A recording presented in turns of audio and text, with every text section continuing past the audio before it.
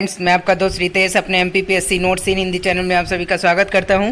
तो फ्रेंड्स, आज के वीडियो में हम डिस्कस करने वाले हैं एक न्यू टॉपिक जो कि है केस स्टडीज, जो कि हमारे MPPSC मेंस सिलेबस का एक टॉपिक है। तो उसी के बारे में हम इस वीडियो में डिस्कस करेंगे कि केस स्टडीज क्या होती हैं, कैसे सॉल्व की जाती हैं। और आपको पता होगा, हो सकता है कि हमारे MPPSC मेंस के एग्ज़ाम में जो एक या दो केस स्टडीज ज़रूर हर बार पूछता है। तो उसी के बारे में हम डिटेल में एक एक करके कई केस स्टडीज को सॉल्व करेंगे और देखेंगे कि किस प्रकार से केस स्टडीज को सॉल्व किया जाता है, इसके क्वेश्चन कैसे होते हैं। तो इस वीडियो को आप लास्ट तक ज़रूर देखें और मैं जितने भी केस स्टडीज़ के बारे में बताता जाऊँगा एक एक करके वीडियोज़ में नए, तो उन सभी को आप एक नोट्स में ऐड जरूर करते जाइएगा केस स्टडीज को, ताकि केस स्टडीज के बारे में आपको उस समझ विकसित होगी कि कैसे केस स्टडीज सॉल्व की जाती है। ठीक है, तो चलते हैं सीधे हम अपने वीडियो की ओर, देखेंगे कि कौन सी केस स्टडीज है, कौन सा क्वेश्चन है और इसे कैसे सॉल्व करते हैं। तो सबसे पहले देख लेते हैं कि जो केस स्टडीज है ये इसमें कौन सा कैसा क्वेश्चन पूछ रहा है जिसका हमें जवाब ढूंढना है। तो सबसे पहले पढ़ लेते हैं क्वेश्चन को। गंभीर प्राकृतिक आपदा से प्रभावित एक क्षेत्र में आप बचाव कार्य का नेतृत्व कर रहे हैं और हजारों लोग बेघर हो गए हैं तथा भोजन, पेयजल और अन्य मूलभूत सुविधाओं से वंचित हो गए हैं। मूसलाधार वर्षा एवं आपूर्ति मार्गों के क्षतिग्रस्त होने से बचाव कार्य बाधित हो गया है और विलंबित और सीमित राहत कार्य से स्थानीय लोग बहुत क्रोधित हैं। जब आपका दल प्रभावित क्षेत्र पर पहुंचता है तब लोग दल के कुछ सदस्यों पर हमला बोल देते हैं और यहाँ तक कि उनकी पिटाई भी कर देते हैं। आपके दल का एक सदस्य गंभीर रूप से घायल हो जाता है और संकट की इस स्थिति में दल के कुछ सदस्य अपने जीवन को खतरे के डर से आपसे आग्रह करते हैं कि बचाव कार्य रोक दिया जाए।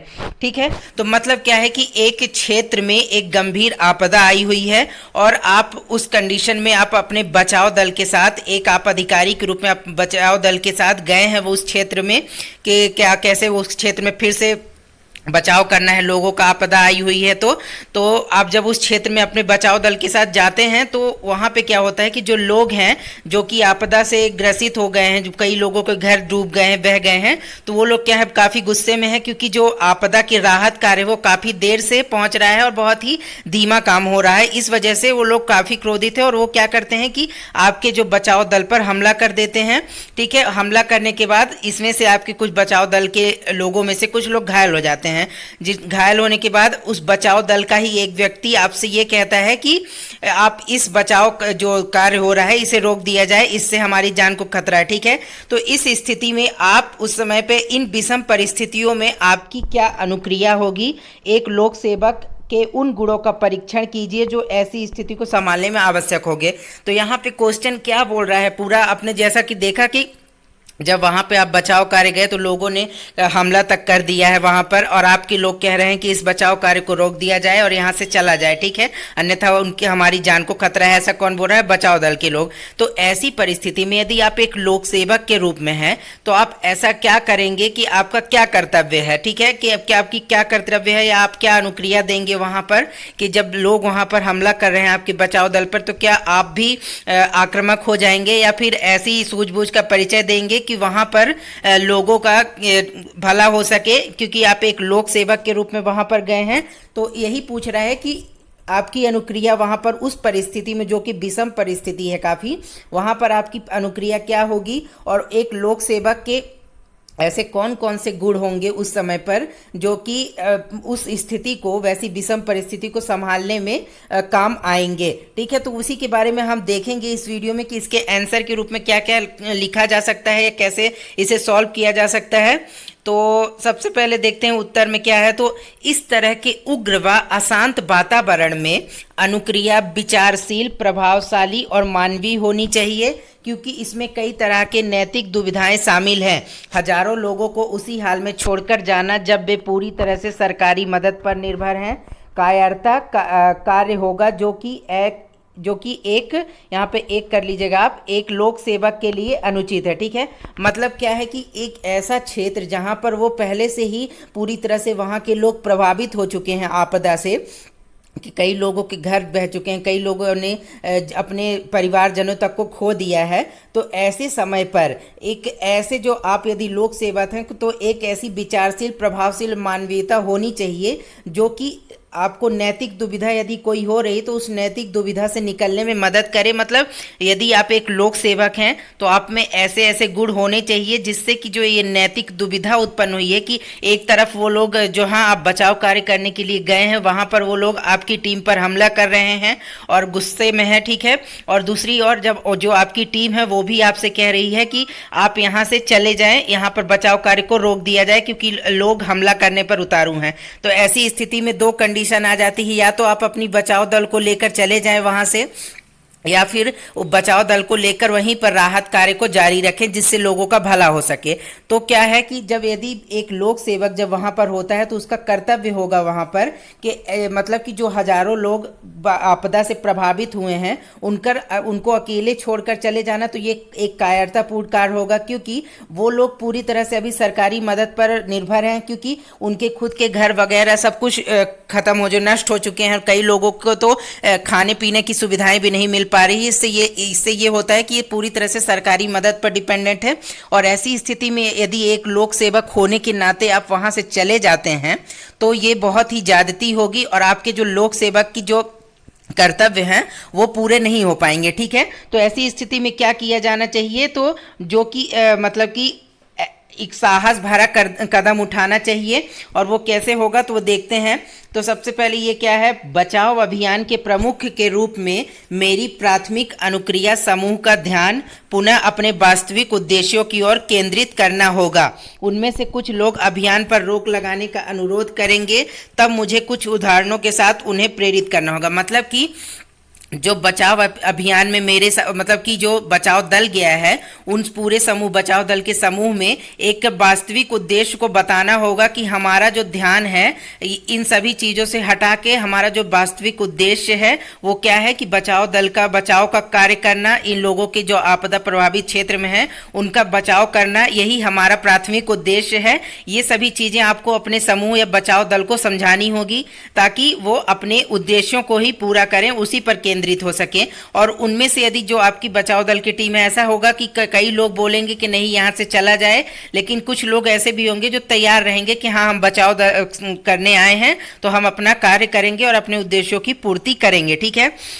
तो ऐसी स्थिति में जो उनका वो बढ़ाने के लिए, मनोबल बढ़ाने के लिए अपने बचाव दल का, उनको आपको कुछ उदाहरण वगैरह देने चाहिए। जैसे कि उदाहरण क्या हो सकते हैं कि जैसे 2014 में कश्मीर में आई बाढ़ के दौरान जब एनडीआरएफ की टीम ने बचाव अभियान शुरू किया तो उन पर पथराव किया गया, उनकी नावें छीन ली गई और उनमें से एक को छुरा मार दिया गया, लेकिन उन्होंने हिंसक जवाब नहीं दिया और लक्ष्य से विचलित नहीं हुए और 50,000 से अधिक लोगों को बचा लिया।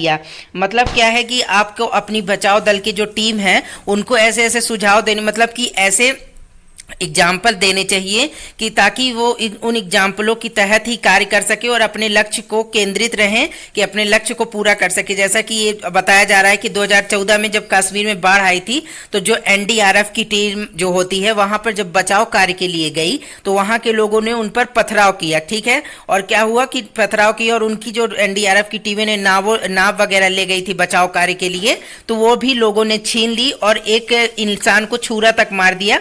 लेकिन जो एनडीआरएफ की टीम गई थी वो इससे आक्रामक नहीं हुई, बल्कि वो अपने जो प्राथमिक उद्देश्य थे उनको बचाव का कार्य करना लोगों का, तो वह उसमें अग्रसर रहे और अपने उद्देश्यों को क्या किया, पूरा करने की पूरी कोशिश की, ठीक है। और इसकी उद्देश्यों को पूर्ति करने के तहत उन्होंने 50,000 लोगों को उस जम्मू कश्मीर के आई जो बाढ़ थी उसमें बचा लिया था, ठीक है।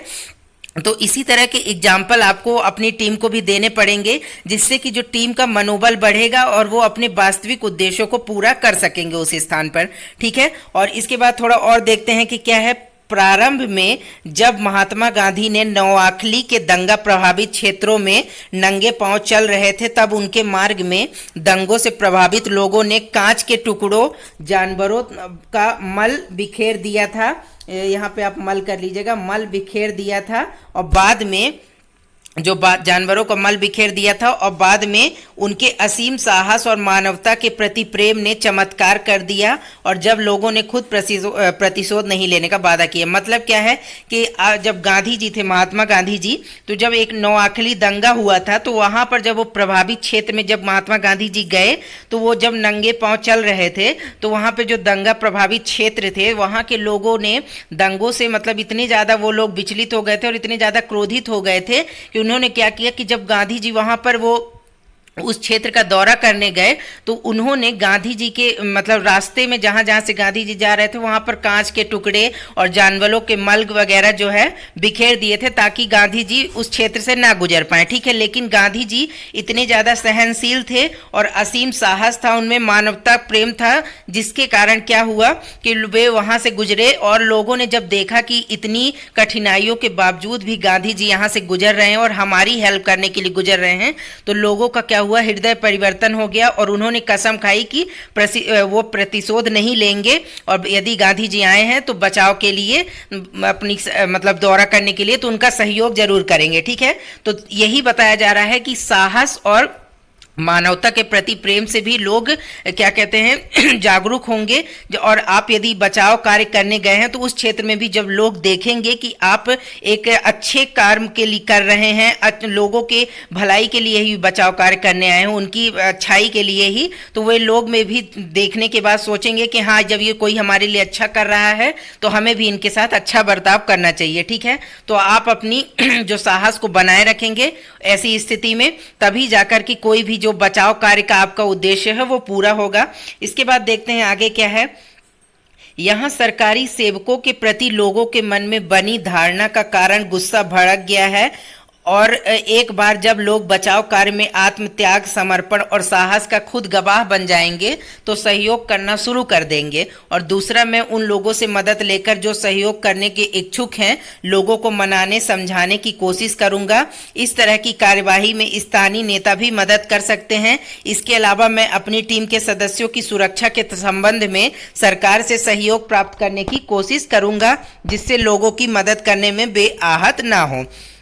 तो यहाँ पे क्या बताया जा रहा है, बता रहा है कि जो लोगों के अंदर सरकार के प्रति जो एक मानसिकता बन जाती है सरकारी सेवकों के प्रति, कि कई बार लोग ऐसी मानसिकता बना लेते हैं कि सरकारी जो सेवक होते हैं, ठीक है ना, तो ये लोग सिर्फ भ्रष्टाचार में लिप्त होते हैं, ये कोई काम नहीं करते हैं, इनसे सिर्फ पैसे लेकर ही ये काम करते हैं। तो ऐसी जो मानसिकता लोगों के अंदर बन गई है, उसी के कारण वो क्या करते हैं कि जब यदि कोई बचाव कार्य के लिए भी टीमें जाती हैं, तो वो उन पर भरोसा नहीं करते, वे सोचते हैं कि ये सिर्फ मतलब साधने के लिए आए हैं। तो ऐसी मानसिकता को दूर करना होगा, और क्या होगा कि ऐसी धारणा को बदलना होगा।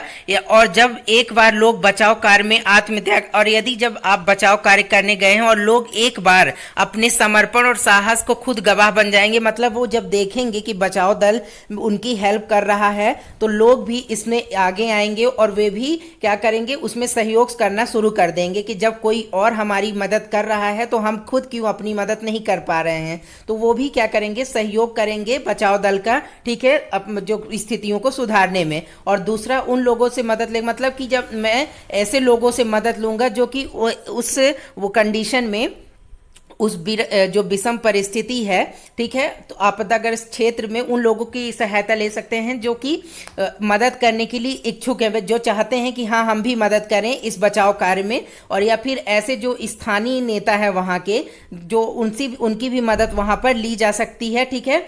और क्या हो सकता है, तो और सरकार में जो टीमें, जो हम बचाव दल की टीमें आई हैं, उन्हें यदि इस बात की चिंता है कि उनकी सुरक्षा को खतरा है लोगों से, तो ऐसी स्थिति में मैं सरकार से भी अनुरोध कर सकता हूं कि जो सरकार और थोड़ी प्रोटेक्शन जो फोर्स है वो ज़्यादा भेजे, ताकि उनकी सुरक्षा में भी कोई कमी ना की जाए। ठीक है, तो इस प्रकार से जो कहा जा सकता है कि जो ऐसी स्थिति में सूझबूझ की बहुत ज़रूरत होती है एक लोक सेवक के लिए। तो एक लोक सेवक की जो असल परीक्षा होती है ऐसी ही कंडीशन में होती है कि वो ऐसी परिस्थितियों में वो भाग जाता है या फिर एक सूझबूझ का जो परिचय देता है और वहाँ पे बचाव कार्य में मदद करता है। ठीक है, और इसके आगे देखते हैं, ऐसी परिस्थिति को प्रभावी ढंग से प्रबंधित करने के लिए आवश्यक विशिष्ट गुण, मतलब कि जो ऐसी परिस्थिति हो रही उत्पन्न हुई है उसे प्रभावी इफेक्टिव रूप से मैनेज करने के लिए क्या क्या विशिष्ट गुण होने चाहिए, ठीक है।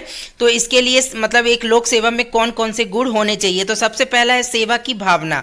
मतलब कि एक लोक सेवक में सेवा की भावना होनी चाहिए जनता के प्रति, कि हाँ वो सेवा के लिए ही, जब यदि वो लोक सेवक चुना गया है तो जरूर से जरूर ही सेवा करेगा जनता के लिए। और उसी के तहत चूंकि बचाव दल शारीरिक और मौखिक हमलों के लिए सुभेद्य है, केवल जनता के प्रति उच्च स्तर का समर्पण ही एक अधिकारी को शांत चित्त और समन्वित तरीके से बचाव कार्य में मदद कर सकते हैं। मतलब यहाँ पे क्या है कि यदि एक लोक सेवक में सेवा की भावना होगी जनता के प्रति, वो चाहेगा कि लोक सेवक जो बना है वो जनता की सेवा के लिए ही बना है, तो यदि उसके अंदर ये अच्छी वाली भावना होगी कि हाँ ठीक है कार्य करना चाहिए जनता के लिए ही, जब हम जनता के लिए बने हैं, तो ऐसी स्थिति में क्या होगा, उन्हें पहले से ही पता हो सकता है कि ऐसे क्षेत्रों में जो आपदाग्रस्त क्षेत्र हैं तो वहाँ पर हमला लोगों के द्वारा किया जा सकता है, ठीक है, किसी भी प्रकार से परेशानियाँ आ सकती हैं। तो ऐसे में जो इन लोक सेवक को या बचाव दल टीमों को जो है पहले से ही तैयार होना चाहिए, और एक लोक सेवा में उच्च स्तर की जो समर्पण की भावना होती है लोगों के प्रति, और शांत चित्त मन जो शांत है और समन्वित तरीके से बचाव कार्य में मदद कर सकते हैं। मतलब एक समर्पण की भावना यदि लोक सेवक में होती है तभी वो बचाव कार्य में एक अपने दिल से या मन से उन लोगों की बचाव में हेल्प कर पाएगा, ठीक है। इसके बाद नेक्स्ट क्या है, नेतृत्व। यानी कि ऐसी परिस्थितियों में किसी भी निर्णय की सफलता या असफलता पूरी तरह से नेता की बुद्धिमानी विवेक पर निर्भर होती है। उसे भी व्यक्तिगत साहस और दृढ़ विश्वास प्रदर्शित करते हुए आगे बढ़कर टीम का नेतृत्व करने की आवश्यकता होती है। मतलब यदि एक अच्छा नेतृत्व है, यदि बचाव दल की टीम के साथ जा रहा है कोई लोक सेवक, तो यदि वो एक अच्छा नेतृत्व करना जानता है तभी वो अपनी पूरी टीम को उस कार्य में अच्छे से लगा पाएगा। और यदि कोई भी सफलता होगी या असफलता, उस बचाव कार्य में सफलता मिलेगी या नहीं, ये सभी चीजें बुद्धि और विवेक पर निर्भर करता है। किसके, लोक सेवक पर। यदि लोक सेवक उसके पास एक बुद्धि की क्षमता है, अच्छी समझ है, तभी वो ज़्यादा से ज़्यादा जो चीज़ों को फिर से रिकवर कर पाएगा, ठीक है। तो ऐसी स्थिति में साहस और दृढ़ संकल्प का होना भी बहुत ज़रूरी है टीम में भी। और टीम में दृढ़ संकल्प साहस तभी आएगा जब जो टीम का नेता है, नेतृत्व कर रहा है, उसके अंदर ये सभी गुण होंगे, ठीक है। इसके बाद आगे क्या है, तो सहानुभूति और संवेगात्मक बुद्धि। एक अधिकारी को असंतुष्ट स्थानीय लोगों के व्यवहार को समझने के लिए समानुभूति और संवेगात्मक बुद्धि की आवश्यकता होती है, अन्यथा कोई भी राहत मिशन को रोक सकता है, बल का उपयोग कर सकता है जो केवल उनके क्रोध को बढ़ाएगा।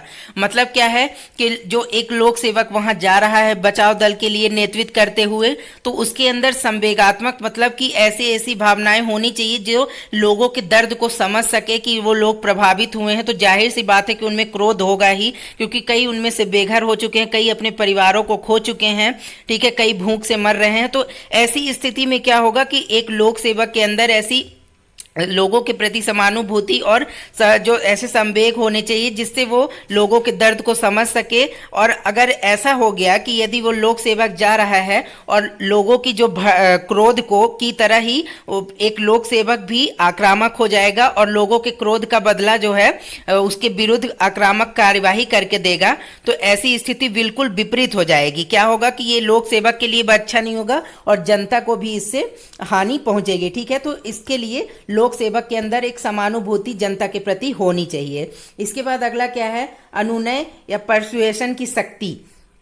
इसका क्या मतलब है, क्रोधित लोग प्रतिक्रियाशील और अदूरदर्शी होते हैं, उन्हें किसी बात के लिए सहमत करने के लिए अनुनय क्षमता की आवश्यकता होती है। मतलब क्या है इसका कि क्रोधित लोग जो वहाँ पर हम जो प्रभावित क्षेत्र है वहाँ पर जो लोग हैं वो प्रतिक्रियाशील, मतलब कि वे तुरंत किसी भी चीज़ की प्रतिक्रिया चाहते हैं या फिर देना जानते हैं। मतलब कि सोचते हैं कि जो भी कार्य हो तो तुरंत हो जाए, ठीक है। और अदूरदर्शी होते हैं कि अगर हम मतलब कि वो जो कार्य कर रहे हैं, जैसा या फिर बचाव दल पर हमला कर रहे हैं, तो इसके बाद में परिणाम क्या सामने आएंगे, वे ऐसा नहीं सोचते हैं।